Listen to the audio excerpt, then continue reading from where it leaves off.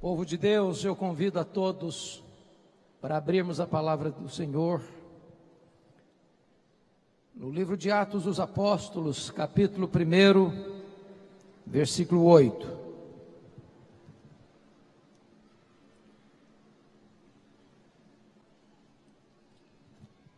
Este texto tem uma promessa,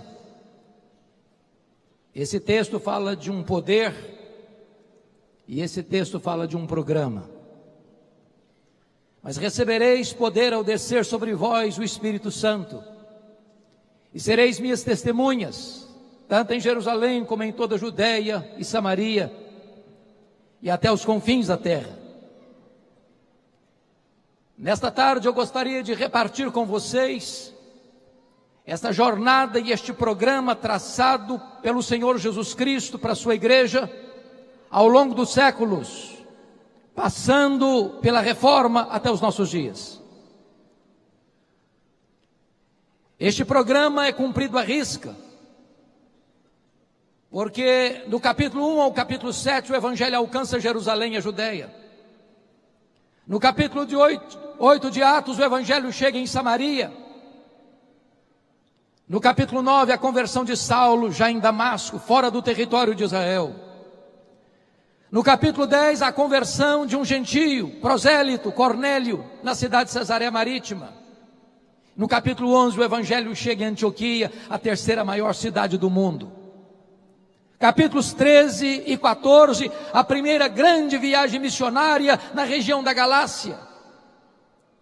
Capítulos 16, 17 e 18, o Evangelho alcança a província da Macedônia e da Acaia, na segunda viagem missionária de Paulo. Capítulo 19 e 20, o Evangelho estende-se mais para a província da Ásia Menor, na grande cidade de Éfeso, de onde o Evangelho se espalha para toda a província. Pérgamo, Tiatira, Sardes, Filadélfia, Laodiceia, Hierápolis e Colossos. Capítulos 21 ao 26, trata da prisão de Paulo em Jerusalém, sua transferência para Cesareia, onde fica 2 anos sendo acusado injustamente pelos judeus. Capítulos 27 e 28 é a viagem de Paulo para Roma, o naufrágio que ele enfrenta, a sua temporada na ilha de Malta e sua chegada a Roma, não como sonhara chegar, mas preso e algemado. De onde ele escreve suas cartas aos Efésios, Filipenses, Colossenses e Filemon. Atos termina sem conclusão, porque a história da igreja continua. E nós estamos escrevendo, quem sabe, o capítulo 29 de Atos, porque o Espírito de Deus está agindo na igreja para que ela alcance até os confins da terra. Mas agora acessa o registro de Atos e a história nos toma pela mão. A história deve ser nossa pedagoga, do contrário, será nossa coveira. Quem não aprende com a história, repete seus erros. Quem não tem história, está fadado a não ter futuro. Quando Jesus Cristo nasce, o mundo está sob o governo de Roma, e quem governa o império é César Augusto. Israel já está debaixo do governo de Roma desde o ano 63, quando Pompeu conquistou aquela região. Mas quando Jesus começa o seu ministério, lá em Lucas 3, o mundo está governado agora por um outro imperador, Tibério César. Depois vem Calígula, depois vem Cláudio, depois em 54 vem Nero, um homem devasso, um homem violento, um homem crudelíssimo. 10 anos depois que ele governa, precisamente no dia 17 de julho do ano 64, Nero põe fogo em Roma e assiste o espetáculo das chamas do alto da Torre de Mecenas. 7 noites, 6 dias de incêndio, de 17 de julho a 24 de julho. Quando o incêndio termina, dos 14 bairros de Roma, 10 deles são destruídos pelas chamas. Os 4 bairros restantes, densamente povoados por judeus e cristãos, dão a Nero um álibi para botar a culpa do incêndio de Roma nos crentes. começa um verdadeiro massacre. Faltou cruz para fazer, madeira para fazer cruz, tamanha quantidade de crentes que foram crucificados. Os crentes eram cobertos de piche, amarrados em postes, para iluminar as noites de Roma, sendo queimados, vivos. No ano 68, Nero é deposto e comete suicídio. No ano 70, Vespasiano inaugura em Roma o anfiteatro da morte, o Coliseu Romano, que numa festa de 100 dias de inauguração, mais de 10 mil crentes foram mortos, e mortos com requinte de crueldade, enrolados em peles de animais, para os cães morderem, para os touros pisarem, para os leões esfaimados da Líbia devorarem, um verdadeiro massacre. Chega o ano 81, o imperador Domiciano começa a reinar, e esse é o primeiro imperador da história a arrogar para si o título de Senhor e Deus. Foi este imperador que deportou o apóstolo João, então pastor da igreja de Éfeso, para a ilha do Mar Egeu, a ilha de Pátimos. Naquelas alturas, todos os apóstolos de Jesus já estavam mortos, e mortos pelo viés do martírio.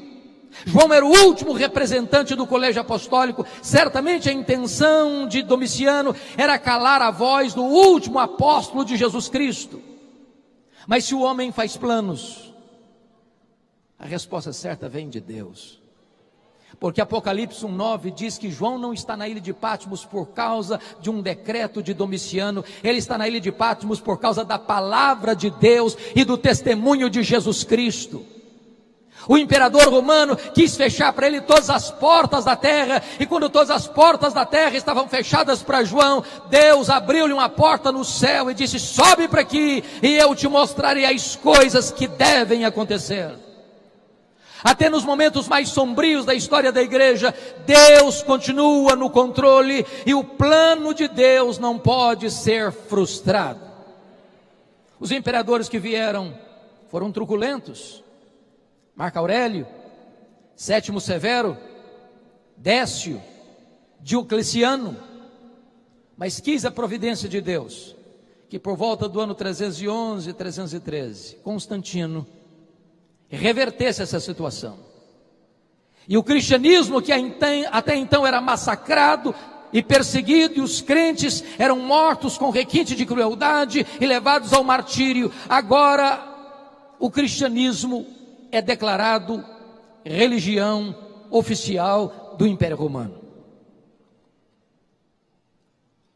Isso foi muito bom, isso foi muito mal. Muito bom porque cessou a perseguição. Muito bom porque os crentes que tantas vezes viviam nos antros da terra, viviam nas catacumbas de Roma, eram queimados, eram torturados, eram afogados, eram mortos à paulada, agora podem ter liberdade de adorar a Deus. Muito bom porque os bens que foram confiscados agora eram devolvidos, e os crentes que não podiam se reunir publicamente agora têm seus templos construídos com a benesse do Estado. Mas foi muito mal, porque agora a porta de entrada da igreja deixou de ser a conversão para ser a conveniência. Agora ser crente não é mais enfrentar a hostilidade do Estado, é enfrentar as benesses e receber as benesses do Estado. Isso fez com que as pessoas viessem do paganismo, trazendo a sua bagagem de crendices, de sincretismo religioso para dentro da igreja cristã. E não tardou para que a igreja cristã se corrompesse doutrinariamente, teologicamente e moralmente. Vocês bem sabem que sempre que uma igreja se corrompe doutrinariamente, cresce a política eclesiástica. E começa então uma disputa de hegemonia de poder entre as 5 principais cidades do mundo: Roma no ocidente, Constantinopla no oriente, Alexandria do Egito, a 2ª maior cidade, Antioquia da Síria, a 3ª maior cidade, e Jerusalém. E no ano 604, o imperador Focas nomeia Nicolau I, bispo de Roma, como bispo universal da igreja cristã. Nicolau I rejeita esse título e disse: qualquer homem que receber o título de bispo universal da igreja deve ser considerado um anticristo, porque só Jesus pode receber esse título. 3 anos depois, entretanto, 607, o imperador romano Focas nomeia Bonifácio III como bispo de Roma, e ele recebe o título e começa então, historicamente, a instituição do papado. Talvez você pergunte, bom, mas eu já li histórias de papas desde Pedro. Como é que vai se dizer que começa o papado em 607? Vale destacar aqui, meus irmãos, que no século VIII, na França, surge um documento chamado As Falsas Decretais de Isidoro. Um documento forjado, um documento falso, que tentou dar legitimidade ao papado, recuando a sua historicidade a Pedro, como se Pedro tivesse sido o primeiro papa, e como se todo papa fosse legítimo sucessor de Pedro.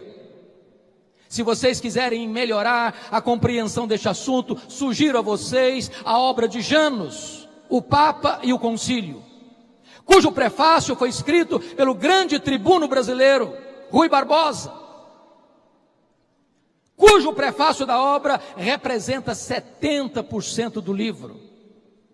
E Rui Barbosa desconstrói essa ideia da infalibilidade papal.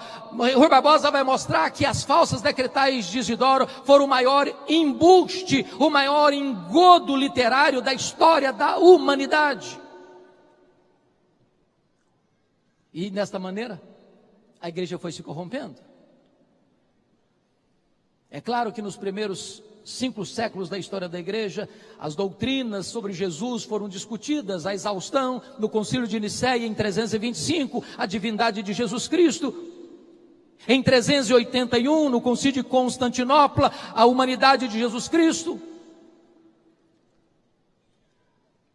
No concílio de Calcedônia, em 451, a pessoa teantrópica de Jesus Cristo.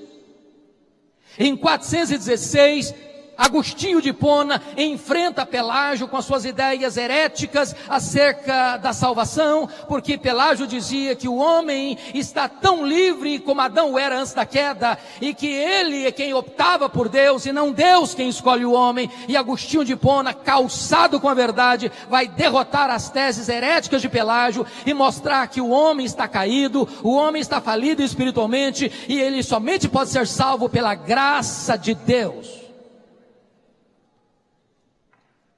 Nós estamos agora falando da Idade Média, que vai do 5º ao 15º século, também chamado de Idade das Trevas, de escolástica.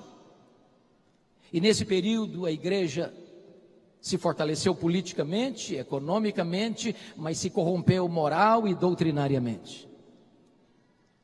É importante dizer, irmãos, entretanto, que nunca Deus deixou de ter uma lâmpada acesa na história e um remanescente fiel. E chegar o momento de Deus preparar o caminho para a reforma do século XVI.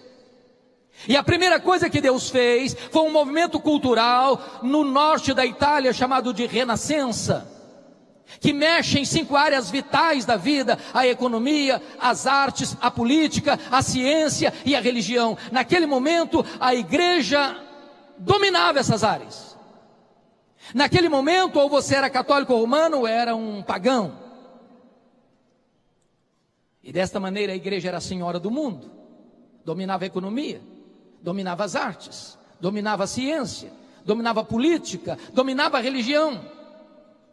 Mas quis a providência de Deus que esse movimento cultural no norte da Itália arrancasse das mãos da igreja essas 5 áreas tão importantes. Mas Deus preparava mais de perto o caminho, quando Deus levanta na Inglaterra aquele que é a estrela d'alva da reforma, o professor de Oxford, John Wycliffe, um homem culto, um homem convertido a Cristo, um homem que prega a graça, um homem que anuncia a salvação, um homem que combate os erros e os desvios da igreja, e um homem que entende uma coisa: a reforma não pode se estabelecer a não ser que o povo tenha a Bíblia em sua própria língua, porque na Idade Média a única Bíblia que o povo sabia e conhecia era em latim, e o povo não sabia latim, e os sacerdotes que tinham acesso à Bíblia não conheciam a Bíblia, não ensinavam a Bíblia, e a igreja estava entregue à ignorância. E John Wycliffe entendeu, nós precisamos traduzir a Bíblia e dar a Bíblia para o povo. E ele começa então a traduzir a Bíblia para o inglês. Ele é perseguido, ele não consegue concluir a tradução da Bíblia, mas os seus discípulos, os Lollardos, vão concluir a tradução da Bíblia para o inglês. Lá na Boêmia, um discípulo de John Wycliffe, John Huss, convertido a Cristo, prega com muito poder e paixão o Evangelho de Cristo, denunciando os pecados e os desvios da igreja, denunciando as heresias que estavam sendo acolhidas pela igreja. Este homem foi preso, este homem foi torturado, este homem foi queimado vivo pela Inquisição Romana. Deus levantara lá nas barbas de Roma, em Florença, Jerônimo Savonarola, que pregava com tanto poder a palavra de Deus, que a cidade de Florença foi impactada e transformada pela sua pregação, mas por não retratar-se da sua posição evangélica, ele também foi morto pela Inquisição.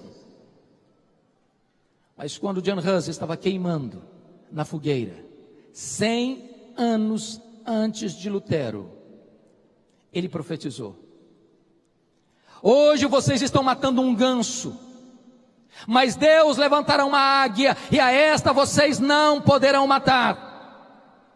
Talvez sem saber o que estava dizendo, ele estava apontando para aquele grande momento, quando no dia 31 de outubro de 1517, Lutero haveria de fixar nas portas da igreja de Wittenberg as 95 teses contra as indulgências. Meus amados, a igreja continuou se corrompendo, porque aqueles que se levantavam para defender a verdade eram presos, eram torturados e eram mortos. E agora Leão X está no seu governo como Papa, está tendo o privilégio, entre aspas, de construir o maior santuário católico de todos os tempos, a Basílica de São Pedro, e ele está precisando de ajuda. E então a igreja, que tinha se corrompido ao extremo, introduzido no seu meio o culto às imagens, as relíquias, a invocação de santos, o purgatório, a missa, a transubstanciação, a confissão auricular, a tradição, a salvação pelas obras, o culto a Maria como Mãe de Deus, Imaculada, mediadora, corredentora. A igreja, que estava sendo eivada de tantos erros, ainda agora recebe o impulso de arrancar dinheiro do povo através de vendas de perdão de pecado. Naquele momento a igreja entendia que ela era dona do ser humano, tanto da igreja militante, quanto da igreja purgante, quanto da igreja triunfante. Ninguém podia escapar das mãos da igreja, nem depois de morto. Pensem comigo, uma pessoa que crê nisso. O pai acabou de morrer, a mãe acabou de morrer, o filho acabou de morrer. E chega alguém e disse: você ama seu filho? Você ama seu pai? Você pode ajudá-lo. Porque seu pai, sua mãe, seu filho não foi suficientemente bom para ir para o céu, nem foi tão suficiente mal para ir para o inferno, ele foi para o purgatório. Mas você pode ajudar. Se você der tanto dinheiro, no momento que a moeda cair na caixa, no gasofilácio, essa alma pula do purgatório para o céu. As pessoas eram encorajadas a comprar 5 anos de perdão, a 15 anos de perdão, a 20 anos de perdão, ou se o dinheiro fosse bom, perdão para a vida inteira. E é nesse momento que Johannes Tetzel vai à Alemanha para vender indulgências. E a essas alturas, Martinho Lutero já era um professor de Bíblia. Martinho Lutero já tinha tido contato com o livro de Romanos. Martinho Lutero já entendia que a justificação não é pelas obras, é pela fé em Cristo Jesus. E então, quando Johannes Tetzel vai para a Alemanha pregar as indulgências, estrategicamente, no dia 31 de outubro de 1517, véspera de Todos os Santos, ele vai fixar as 95 teses contra as indulgências. Se você ler as indulgências, as 95 teses, você vai ver que Lutero não era plenamente reformado ainda. Tinha muita coisa errada lá nas indulgências, aquelas 95 teses, que não estavam tão claras na mente dele. Só mais tarde, Lutero vai ter uma compreensão mais clara da verdade de Deus. Mas estava deflagrado aí o movimento da reforma. É claro que isso surgiu com muita luta, com muita lágrima, com muito sofrimento, porque no dia 5 de maio de 1521, Lutero é convocado à Dieta de Worms, diante do imperador, diante das autoridades políticas, diante das autoridades eclesiásticas, e os seus livros estão lá expostos, e Lutero sabia que não estava aquela reunião convocada ali para discutir com ele, mas apenas por uma razão, para que ele se retratasse das suas posições bíblicas e cristãs. Naquele dia Lutero pediu um tempo mais para pensar. Para espanto de todos, e diz os historiadores que naquela noite Lutero teve uma grande angústia na sua alma.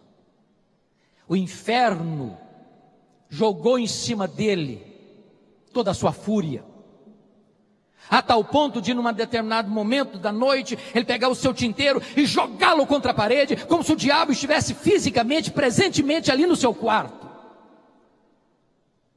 Quando o dia amanheceu, a dieta se recompôs, os livros de Lutero sobre a mesa. Perguntaram para ele: Lutero, você está pronto a se retratar daquilo que você escreveu, do que você tem pregado, do que você tem ensinado? E Lutero respondeu: a menos que vocês me convençam pelas escrituras que eu estou errado, eu não me retratarei. Porque não é lícito, não é justo, não é honesto um homem agir contra a sua consciência. Aqui fico, aqui me estabeleço, e que Deus me ajude. Estava aí o corte definitivo para a reforma protestante do século XVI. Ele é considerado herege, e isso significava que qualquer pessoa que matasse Lutero não tinha nenhuma imputação de crime. E quando ele sai da dieta, ele é raptado na estrada, não pelos seus adversários, mas pelos seus aliados, e é levado para o castelo, onde fica 10 anos, escondido atrás de um biombo. E por providência divina, exatamente nesse tempo de reclusão, é que ele se dedica com muito empenho a traduzir o Novo Testamento para o alemão. Obra essa que vai influenciar toda a literatura alemã, inclusive a gramática alemã. Mas é claro que Lutero não trabalhou sozinho. Deus levantou homens como João Calvino, um francês, nascido no dia 10 de julho de 1509, que vive 54 anos, que talvez foi a mente mais brilhante da reforma, foi o grande mestre da reforma, foi o grande sistematizador das doutrinas da reforma, foi o homem que criou a academia, foi o homem que instituiu o aconselhamento pastoral, foi o homem que deu a preparação, criou uma academia para preparar obreiros para o mundo inteiro, inclusive mandando 14 missionários aqui para o Brasil, a pedido de Villegagnon, missionários esses que foram mortos e torturados em terras brasileiras. O homem que aos 26 anos de idade vai escrever a obra mais importante da reforma, as Institutas da Religião Cristã, olhando o credo apostólico. Primeiro livro, creio em Deus Pai. Segundo livro, creio em Deus Filho. Terceiro livro, creio no Deus Espírito Santo. Quarto livro, creio na igreja. Deus levantou outros homens, como Busser, Martin Busser, lá em Estrasburgo. Deus levantou Beza, Deus levantou Melanchthon, Deus levantou gigantes nesse tempo. E as colunas básicas eram essas: só a Escritura. Nenhum concílio, nenhuma igreja, nenhum pastor, nenhum papa, nenhum homem, nenhuma instituição pode suplantar a palavra de Deus. Não é a igreja que está acima da Bíblia, é a Bíblia que está acima da igreja. Não é a igreja que valida a Escritura, é a Escritura que orienta a igreja. É só a Escritura, ela é a nossa única regra de fé e prática. Não tem outra revelação, não tem outra fonte de conhecimento e de vida a não ser a palavra de Deus. Só a fé, não, a salvação não é pelas obras, a salvação não é pela fé mais as obras, a salvação é só pela fé, independentemente das obras da lei. É só a graça, não há mérito. Não há mérito. Ninguém vai entrar no céu batendo no peito e diz: eu cheguei aqui porque eu mereci, eu cheguei aqui porque eu conquistei, eu cheguei aqui porque eu fui bom, eu cheguei aqui porque fiz boas obras. A salvação é absolutamente um presente gratuito de Deus, é imerecido de Deus. É só Cristo. Não é Cristo mais o Papa, não é Cristo mais Maria, não é Cristo mais a igreja, não é Cristo mais o pastor, não é Cristo mais o batismo, não é Cristo mais o ritual, é só Cristo. Ele é o caminho, Ele é a verdade, Ele é a vida, Ele é a porta, só nele há salvação. Ele é o único mediador entre Deus e os homens. Somente a Deus a glória. Qualquer glória dada ao homem é glória vazia, é vanglória, é idolatria, é abominação para Deus. Meus amados, a reforma não chegou até nós senão com lágrimas e com muito sangue. Se nós não conhecermos a história, nós não valorizaremos esse legado. Por exemplo, vão comigo para a França, ano de 1559, levanta-se na França Catarina de Médicis, uma implacável perseguidora da fé cristã. Qualquer aluno de segundo grau já leu sobre a famigerada noite de São Bartolomeu, 24 de agosto de 1572, quando mais de 70 mil huguenotes foram mortos traiçoeiramente, por ordem de Catarina, sob os aplausos do Papa e os elogios de Filipe II, rei da Espanha, genro de Catarina de Médicis. Foi proibido ser protestante na França. E se você ler, por exemplo, antes disso, a história do reformador João Calvino, vocês se lembram quanta luta, quanta dor, quanta perseguição, quanta tristeza, quanto sangue derramado em seu país. E é por isso que ele foge dessa perseguição, passando por Genebra, e quis a providência de Deus que Farel o convidasse, porque Farel não era um mestre, Farel era um evangelista. E Farel disse: Calvino, eu preciso de você aqui. E disse: não vou ficar, eu estou em transição. Calvino não queria ser um pastor, pregador, ele queria ser um escritor, ele queria ficar mais recolhido para escrever, para tratar das grandes demandas da igreja. E Farel disse: se você não ficar aqui, Calvino, eu vou pedir a Deus para amaldiçoar a sua vida. Ele ficou. 1538. Chegou antes disso, 1536, 35, 36, 38, ele foi expulso. Ele e Farel. Vão para Estrasburgo, onde ele se casa. 1541 ele retorna, a pedido dos líderes de Genebra, e fica em Genebra até sua morte, por volta de 27 de maio de 1564, transformando Genebra na maior maquete do reino de Deus da história.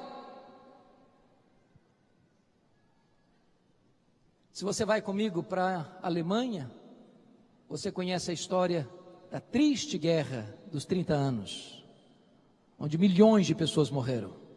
1618, 1648. Se você vai comigo para a Inglaterra, você se lembra que em 1534, Henrique VIII rompeu com o catolicismo, não por convicção teológica, mas por conveniência pessoal, para casar-se de novo, para ter um herdeiro para o trono.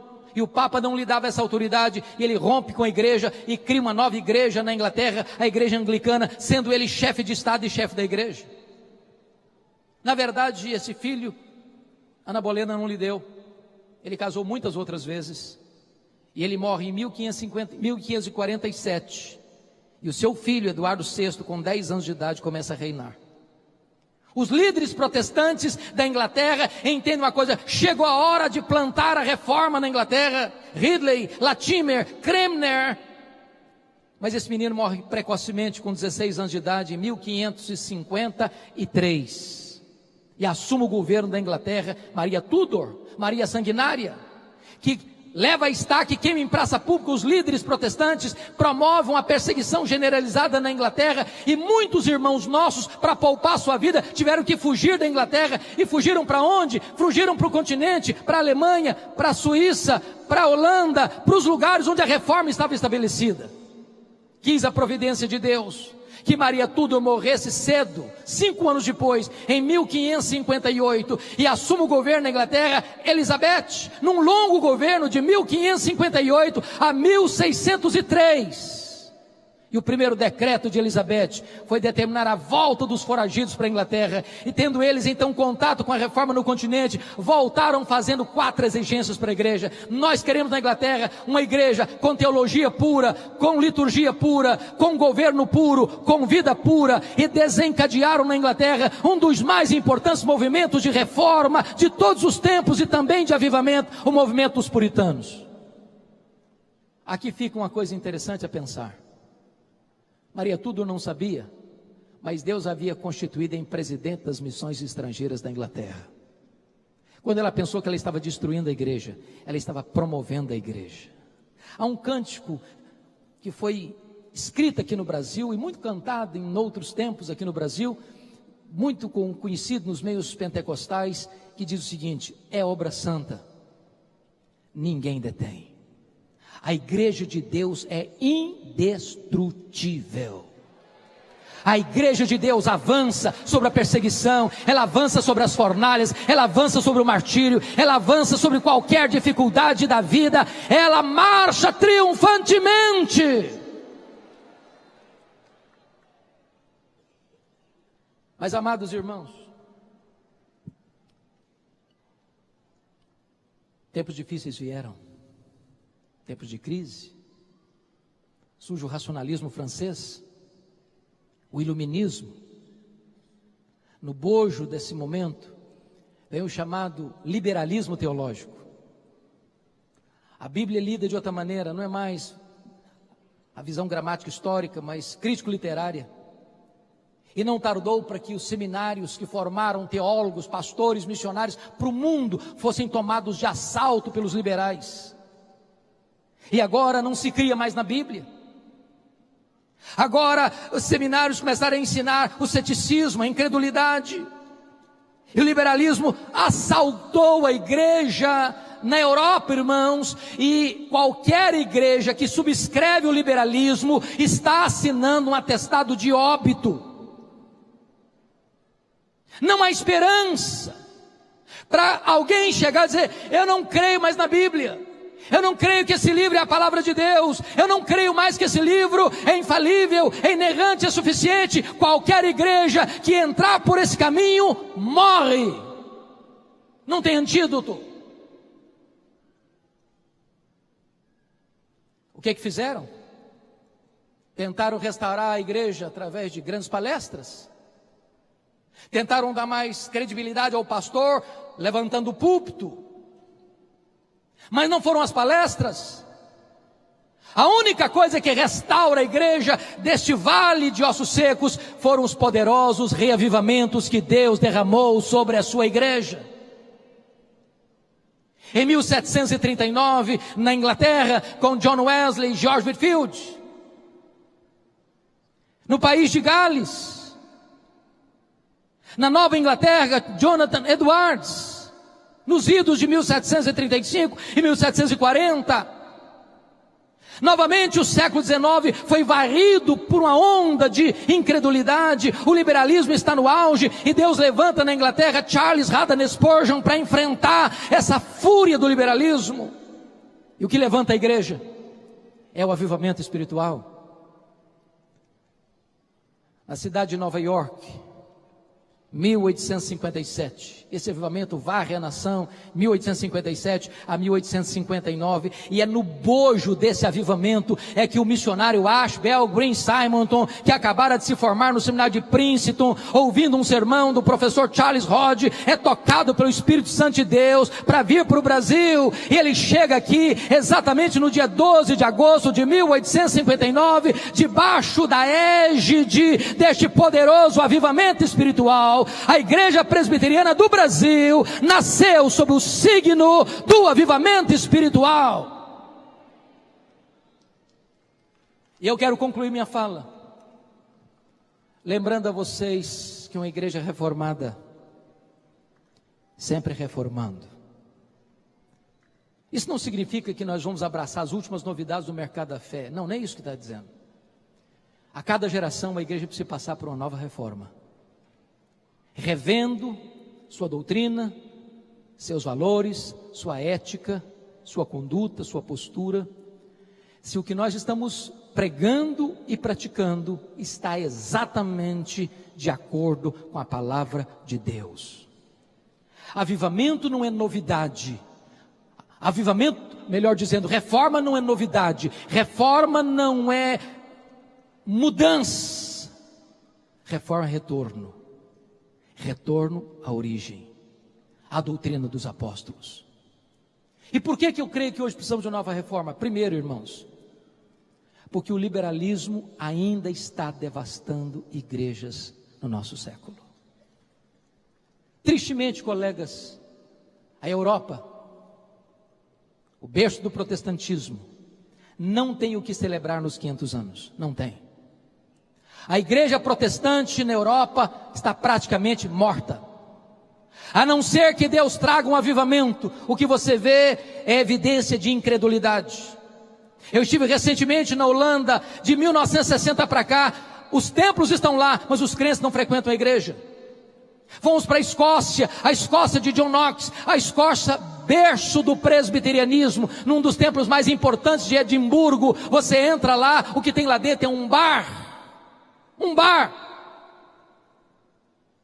Você vai para a Inglaterra, a grande Inglaterra dos avivamentos de John Wesley, de George Whitefield, de William Carey, de William Wilberforce, de John Charles Ryle, de Charles Haddon Spurgeon, de Mark Lloyd Jones, de John Stott. Hoje a Inglaterra é o país de Richard Dawkins, o patrono dos ateus.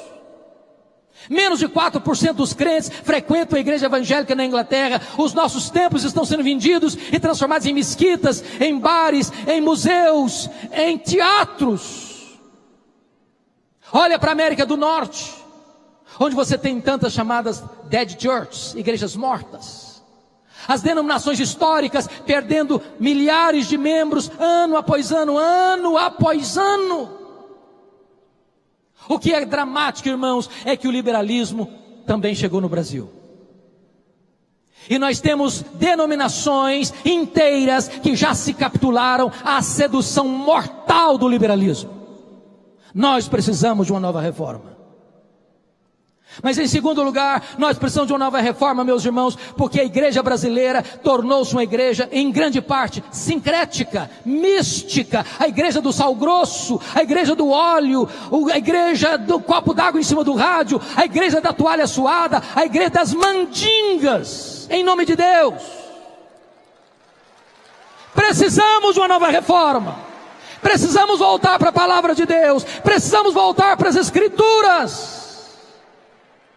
Precisamos de novos Luteros, precisamos de novos Calvinos, precisamos de alguém que esteja disposto a dizer a verdade, ainda com toda a hostilidade do mundo. Mas em último lugar, irmãos, nós precisamos de uma nova reforma, porque nós assistimos no Brasil, tristemente, uma igreja onde há a presença de uma ortodoxia morta.